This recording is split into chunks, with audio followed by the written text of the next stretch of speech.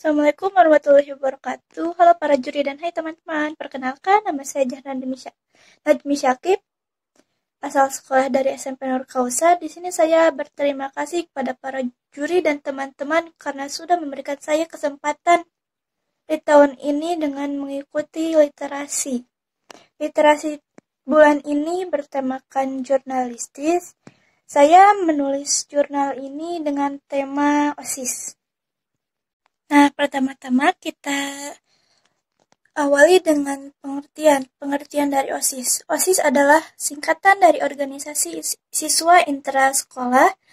OSIS adalah organisasi yang terdapat di sekolah-sekolah di Indonesia yang terdiri dari siswa terorganisir dalam suatu struktur kepengurusan.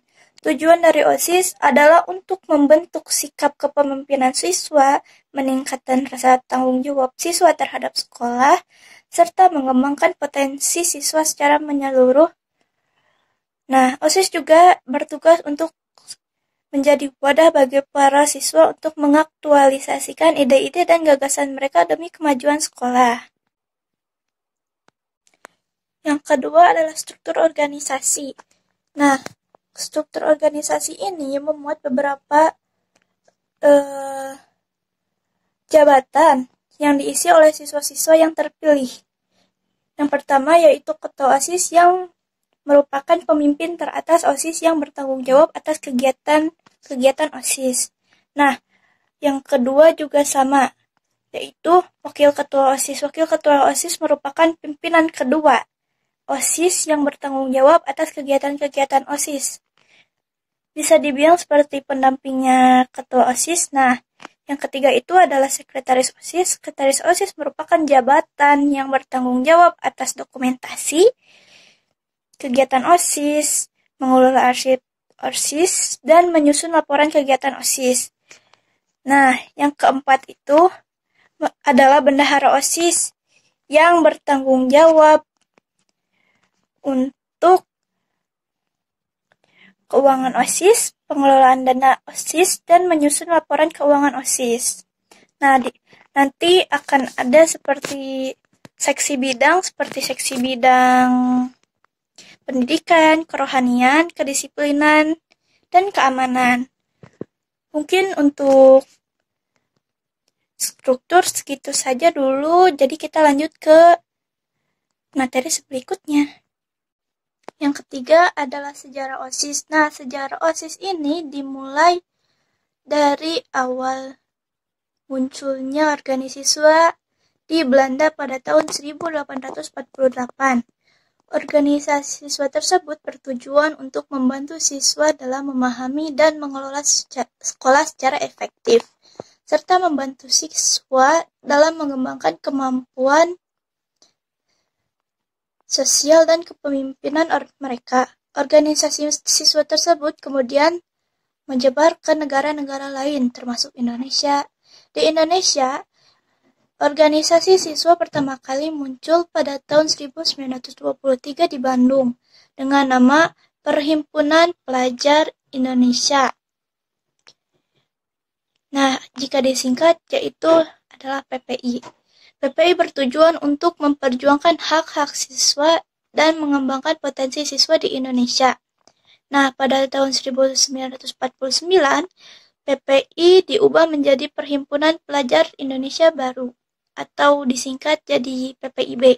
Nah, PPIB ini bertujuan untuk membantu siswa dalam memahami dan mengelola sekolah secara efektif, serta membantu siswa dalam mengembangkan kemampuan sosial dan kepemimpinan mereka.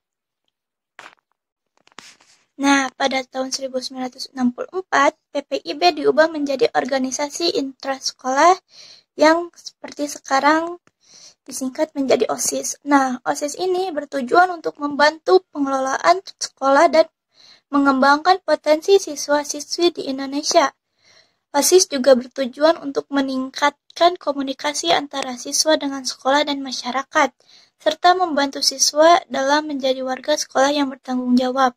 Saat ini, OSIS merupakan organisasi siswa yang tersebar di seluruh sekolah di Indonesia. Mungkin untuk sejarah OSIS segitu saja. Nah, kita beralih ke nomor 4, yaitu fungsi OSIS. Nah, seperti yang saya ucapkan tadi, kita beralih pada nomor 4, yaitu fungsi OSIS. Fungsi OSIS secara umum adalah untuk membantu pengelolaan sekolah dan mengembangkan potensi siswa-siswi. Nah, apa saja sih yang berada pada fungsi OSIS? Nah, fungsi OSIS yang pertama yaitu membantu pengelolaan sekolah. Nah, yang kedua yaitu mengembangkan potensi siswa. Yang ketiga menjadi wadah untuk terlibat dalam pengambilan keputusan. Yang keempat, menjadi wadah untuk membangun jaringan dan hubungan. Nah, yang kelima, menjadi sarana komunikasi antara siswa dengan sekolah dan masyarakat. Nomor 6, menjadi wadah untuk membantu siswa menjadi warga sekolah yang bertanggung jawab. Nah, yang terakhir adalah untuk menjadi wadah yang memperjuangkan hak-hak siswa. Nah, mungkin segitu saja yang bisa saya berikan pada fungsi OSIS. Jadi, kita lanjut ke materi berikutnya. Materi berikutnya yaitu adalah tanggung jawab OSIS. Nah, kalian tahu tidak apa saja tanggung jawab OSIS di sekolah kalian? Nah, tanggung jawab OSIS di sekolah itu yaitu yang pertama, menjadi wakil siswa yang memperjuangkan hak-hak siswa sesuai dengan prinsip-prinsip keadilan dan kesejahteraan. Nomor 2, menjadi pemimpin siswa yang mengatur kegiatan-kegiatan ekstrakurikuler di sekolah. Nomor 3, yaitu menjadi pembina siswa yang membantu meningkatkan kualitas prestasi siswa di sekolah. Nah, nomor 4, yaitu menjadi wadah bagi siswa untuk mengembangkan kepemimpinan dan organisasi. Nomor 5, menjadi wakil siswa dalam forum-forum kepemimpinan sekolah seperti rapat dewan guru atau rapat dewan siswa. Nomor 6, membantu meningkatkan citra sekolah di masyarakat dengan melakukan kegiatan-kegiatan positif di sekolah dan masyarakat. Nomor 7 itu membantu meningkatkan kualitas layanan di sekolah dengan mengajukan saran dan masukan kepada pihak sekolah. Nomor 8, membantu menjaga kebersihan dan keindahan sekolah dengan melakukan kegiatan-kegiatan pemeliharaan lingkungan sekolah. Nomor 9, menjadi wakil siswa dalam mengatur dan mengelola dana sekolah yang dipercayakan kepada OSIS. Sepertinya literasi tentang materi OSIS ini dicukupkan dulu. Next.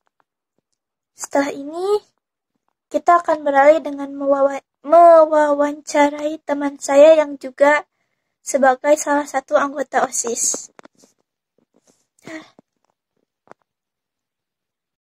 Assalamualaikum warahmatullahi wabarakatuh. Halo para juri dan hai teman-teman semuanya. Di sini saya bersama dengan teman saya yang merupakan anggota OSIS dan dia sekarang sedang menjabat sebagai sekretaris OSIS.